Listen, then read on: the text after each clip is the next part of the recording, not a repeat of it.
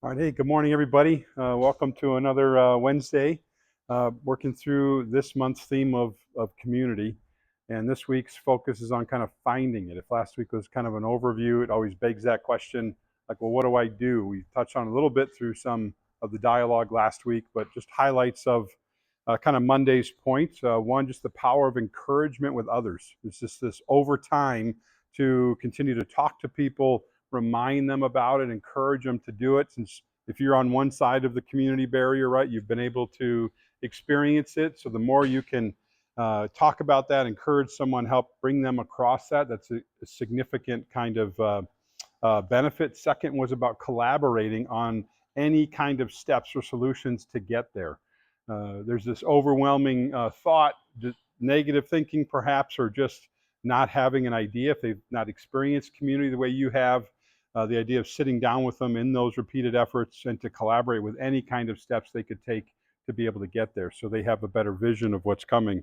And then finally, this idea of saying attend with them multiple times, whether it's that easy, like all summer long, we've been saying, hey, come out and check the gym, being able to join with them and go with them at the particular class that works. But even it extends to the other parts of community they're looking to do, to say, hey, I'll meet you there, or let's find this day and time that's repeatedly available for me, so you have a chance to help them build momentum with that opportunity. Even encouraging on some of those intentional focuses this week. The first one was simply, can you spend time with someone that's not a work-based relationship or a family-based relationship? And that's where you probably spend 90% of our time. But to really think about where are those other tangential relationships that, again, you want to build, or you're looking at the example of community. Can we get them connected to be able to do that, and have an opportunity there to invite them and go with, and spend that time with them doing something. So very practical. This idea of helping somebody reach the spot where they need to be, since we know the benefit of community and the various ones that you guys all might be in. As I was thinking about that gap, and how often it is to build a bridge to be able to do something to help people, obviously my mind goes to the actual bridges that exist in the world. So our random facts for today are bridges, some of the longest bridges in the world, some numbers to do it. And obviously, this is a fact about some incredible building that's happened, but I assure you from the relational, emotional standpoint, these probably seem shorter than some people who think there's no way I can show up at that place. It feels even longer for them to be able to do that. So I'm not going to pronounce all these names correctly, thanks to China building all these really long ones. The Da Nang Kushan Grand Bridge is a bridge that opened in 2011. It held the record for the world's longest bridge ever since. It's 102 miles long of a bridge. That's number one.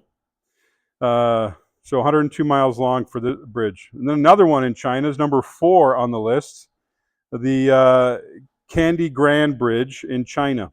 This bridge, the world's 4th longest, is 3rd on the list. That's part of the Beijing-Shanghai high-speed railway. That might explain where some of this comes in. The bridge is almost 66 miles long and has a total of 3,092 piers. Okay, took a lot to build that one. In Thailand, the Bay Nang Expressway, just over 34 miles long. It's one of the few record-breaking bridges that does not cross a large water mass. It's actually a 6-lane elevated highway above another highway. So that's pretty impressive. And fortunately, the U.S. makes the list. The Lake Pontchartrain Causeway in the United States is the longest bridge in the U.S. and the longest in the world that runs continuously over water. It actually is 2 parallel bridges, almost 24 miles in length. That's a pretty incredible accomplishment. And the Manchac Swamp Bridge in the United States, in a similar spot to the other ones, almost 23 miles long. And it is the longest bridge in the United States interstate highway system. So the U.S. thought they did good at 23, and then China came along and built that 106-mile-long bridge. So again, random facts, but just that idea of how far do people feel away from community when they want it. Might as well be 100-some miles away. That's where those exercises, encouragement to help others. Even a question for us as you think about your own experience. What was an obstacle you recall when you wanted community after moving to a new place or entering a new stage of life? You remember the obstacle that existed or the barrier that you had to bridge yourself to find community? Anything come to mind? A new community, a new stage of life, whatever it might be.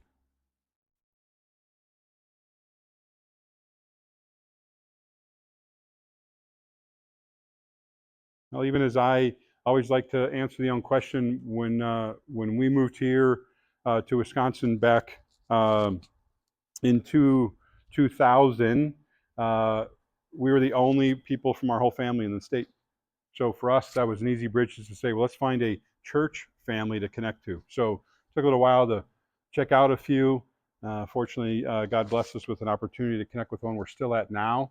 But it was just that idea of, look, we don't have family here, which is a rarity as we showed up in Wisconsin Rapids way back when, since it seems like there's lots of generational connections in central Wisconsin. So it was like, hey, let's create an effort for community for ourselves, and that for us that was through church. But just be thinking about that, because as you've been established for a long time and been able to do that, there's lots of people who are wondering, how do we overcome that community?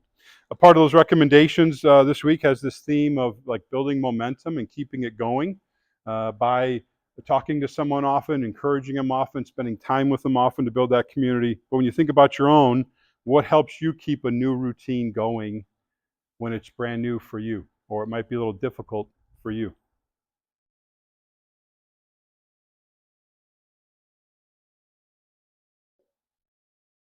Put it on a list so you don't forget about it. You're scheduling it, make it part of the day-to-day focus.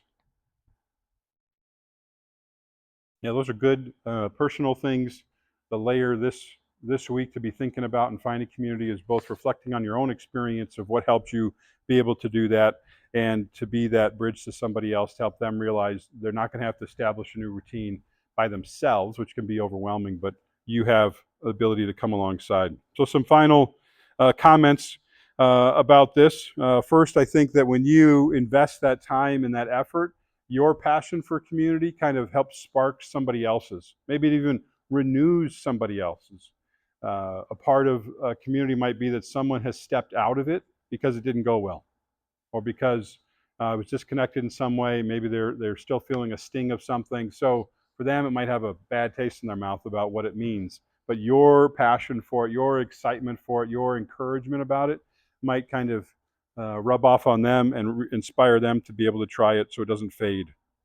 In terms of the efforts to make, I talked about collaboration with them, but we're just recognizing that if you accommodate someone and you compromise with them in building community, those are two additional ways than collaboration, just to help them figure out a pathway to be able to do it.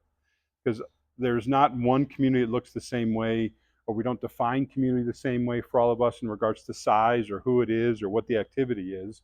So just this ability to think broadly, that when we're collaborating with someone, we can accommodate them. Like this, I need to do this first in order to get there. That's fine. Compromising with them to help that do that. Those are all skills that benefit you as well, beyond helping them as it goes forward. And then finally, just echoing that last piece, that your encouragement, your feedback about community, your ability to come alongside them might be the big difference for somebody that you care about. Because it's one thing just to talk and then let them know and do your own thing, but it's powerful to be able to step outside of that and help somebody, like kind of grab them and bring them along to be able to experience that. So I hope that as we go through this week, and have been thinking about it, that finding community, you realize how much of an agent you are to help other people experience that. So when you hear them, just talk about, oh, like a big sigh, or I wish I had an ability to do something like that. Maybe pay attention to it this week, and you start to notice, well, maybe I should go back to that conversation. Maybe I should invite them to do something, whatever it might be. So hopefully there is an outcome that people can find more community. We've been blessed to see that around the gym this summer, with some of our noon and 6 p.m. classes, have some new faces come because other people have done that. And just like we all know who've been coming here a while, just about what that does, how it helps us stay connected, helps us experience some of that joy and have some more connections. So keep going, and let's see what else will benefit, not just at the gym community, but the other communities you guys are all a part of. All right, good to see everybody. Have a good workout today and a good day as well. Thanks.